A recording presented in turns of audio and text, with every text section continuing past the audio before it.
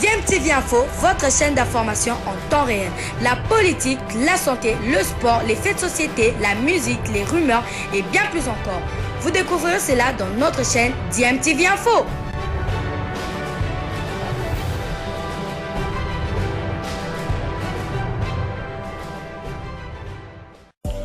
Vous êtes sur DMTV, bonjour ou bonsoir, tout dépend de l'heure à laquelle vous nous suivez. Tout plaisir est pour nous de vous retrouver, mais surtout de savoir que vous êtes nombreux en train de suivre votre chaîne YouTube DMTV. DMTV qui vous propose l'actualité, vous propose également des analyses et des réflexions sur des sujets d'actualité, sur des faits sociaux, tout simplement sur des réalités que nous observons ici chez nous en République démocratique du Congo.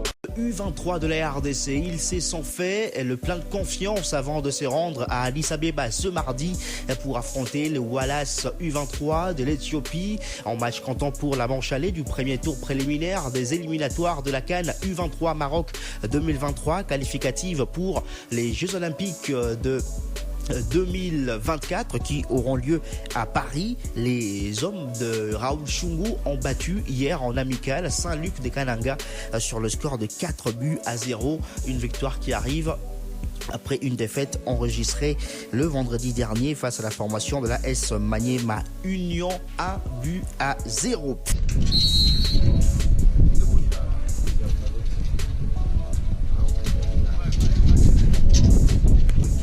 Au décroché Lucas Boui. Hein, patient.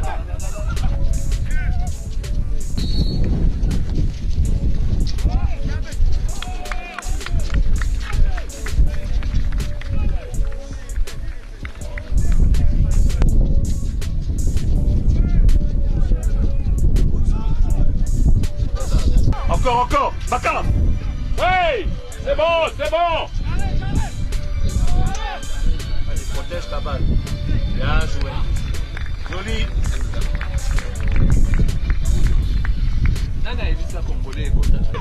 Bien joué. Suivez, bien couvrir.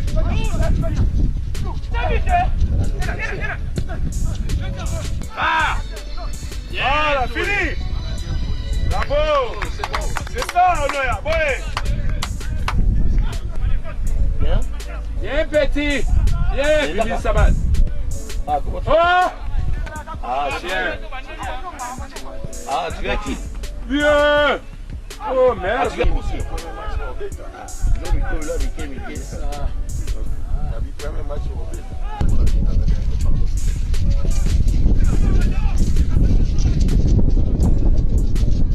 joué. Va, engage-toi petit. Bien. Enroulé, ça c'est les Congolais ça. Autant la Mbappé.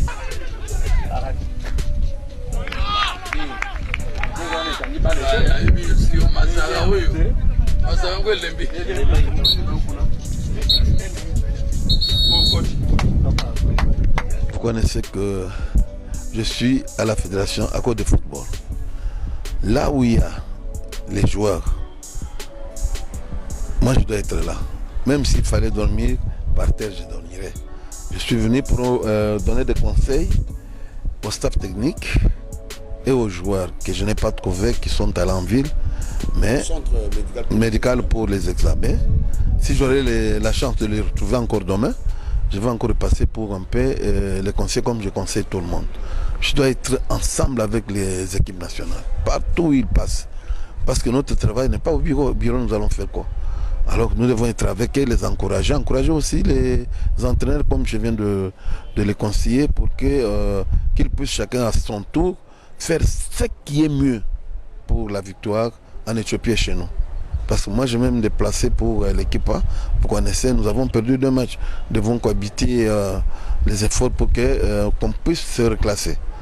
Voilà pourquoi je suis venu au grand matin pour un peu voir comment vivre toute la délégation qui se trouve ici.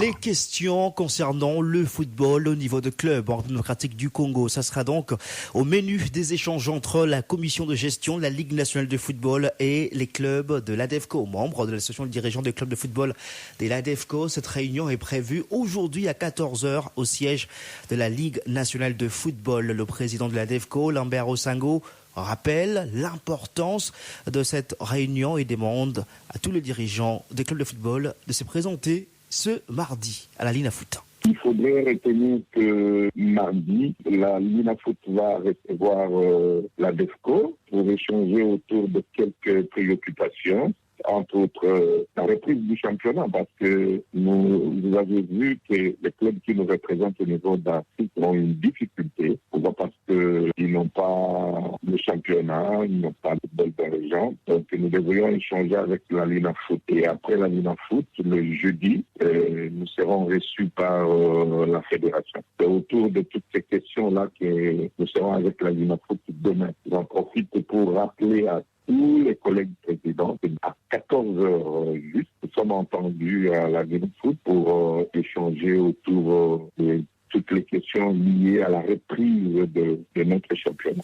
Voilà, c'était là donc le président de l'association de dirigeants de clubs de football de la RDC, ADEFCO en sigle, Lambert Osango, le coach de l'ASV Club. Vous l'aviez suivi sur Top Congo FM après la qualification difficile de V Club au deuxième tour de la Ligue des champions de la CAF. Il avait notamment relevé ce problème de manque de championnat qui constitue un handicap énorme pour ces clubs, les représentants de la RDC aux compétitions interclub de la CAF, une qualification difficile que vous avez pu suivre en direct sur Top Congo FM le dimanche dernier pour la formation de la SV Club. Et en manque de championnat, les clubs se débrouillent comme ils peuvent pour se préparer, pas seulement ceux qui vont prendre part plutôt qui prennent part aux coupes interclubs de la CAF, mais aussi ceux qui préparent la prochaine édition de la Vodacom Ligue 1. Mais en ce qui concerne les clubs qui représentent la RDC aux interclubs de la CAF, ils jouent des matchs amicaux, oui, dans différents coins du continent, au pays, tout comme en Afrique.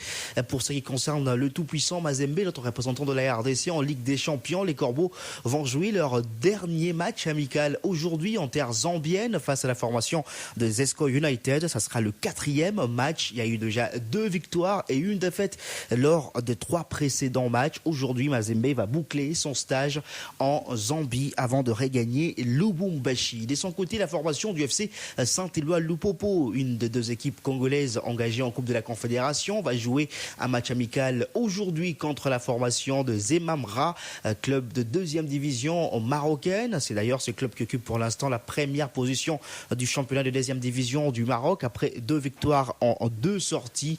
Un match amical important pour Lupopo qui se prépare pour entrer en lice au mois d'octobre prochain au 2e tour de la Coupe de la Confédération contre le club angolais de Sagrada Esperança. Et la formation du Daring Club Motema Pembe continue sa préparation également ici à Kinshasa avec un match amical prévu demain mercredi à Kinshasa, justement face à la formation de l'AS Diable Noir du Congo au Brazzaville. On quitte le club pour parler des équipes nationales de la RDC. D'abord, on parle des seniors A qui ont débuté les rassemblements au Maroc hier pour le stage qu'ils vont donc avoir là-bas pour préparer les prochaines échéances avec 2 matchs amicaux au programme face au Burkina Faso le 23 septembre et contre la Sierra Leone le 27 septembre. 2 premiers matchs test pour les nouveaux sélectionneurs de la RDC. Sébastien Desabre qui va donc établir un premier contact avec le joueur et se faire une première idée du groupe qu'il va conduire aux éliminatoires de la Coupe d'Afrique des Nations Côte d'Ivoire 2023. La RDC occupe la dernière place de son groupe avec 0 points après 2 défaites concédées lors de 2 premières journées de ces éliminatoires. 1-0 à Kinshasa contre le Gabon et 2-1 à Omdurman contre la formation soudanaise. Les Congolais peuvent encore se qualifier. Question de s'imposer lors de leurs 4 derniers matchs avec notamment une double confrontation au mois de mars 2023 contre la Mauritanie. La RDC devra absolument s'imposer, je l'ai dit, pour pouvoir maintenir intactes ses chances de qualification pour la CAN 2023. Et concernant ce stage du Maroc, une première mauvaise nouvelle est tombée hier. C'est justement l'absence de Chancel Mbemba qui a été été blessé face à la formation de Lille lors de la 7e journée de Ligue 1. Il s'était bien remis avant de ressentir d'autres douleurs après le match qu'il a joué en entièreté contre la formation de Rennes, le match de la 8e journée. L'information a été donc confirmée par Karim Ateb, qui est un journaliste proche du club phocéen. Chancel Mbemba va rester à Marseille pour pouvoir récupérer et ne sera donc pas en mesure de rejoindre l'équipe nationale de la RDC au Maroc pour ce stage. Qui pour succéder à la formation d'espoir Foucache au palmarès de champion dans la version masculine? Et oui, la formation de Foucache avait été éliminée en quart de finale et la réponse sur le successeur de cette équipe de Kinshasa sera connue aujourd'hui après la finale qui va mettre aux prises la formation des terreurs de Kinshasa à celle correspondante de Vita Club de Lubumbashi. Hier en demi-finale, Terreur a eu chaud face à Chaud Sport, 61-59, 2 points d'écart seulement. L'important, c'était de gagner. Erreurs en défense qui doivent être corrigées dès ce soir, déjà après la séance vidéo. Et je pense que demain, on sera mieux en défense qu'aujourd'hui. On a eu quelques difficultés. Je pense que c'est le stress d'abord. Les athlètes, la plupart que j'ai ici, c'est la première fois que je joue une demi-finale de la Coupe du Congo. C'est d'abord le stress. Et puis quand on a le stress, deux fois on oublie même ce qu'on a appris. Donc il a fallu du temps pour commencer à rentrer dans le jeu. Donc je savais qu'on pouvait toujours être devant parce que malgré le stress, on était derrière mais pas avec une grande différence. Donc on était à 5 points, 6 points, 4 points. J'étais confiant jusqu'à la fin que j'allais gagner le match. J'ai vu 2-3 fois avec le comment est-ce qu'il évolue au terrain.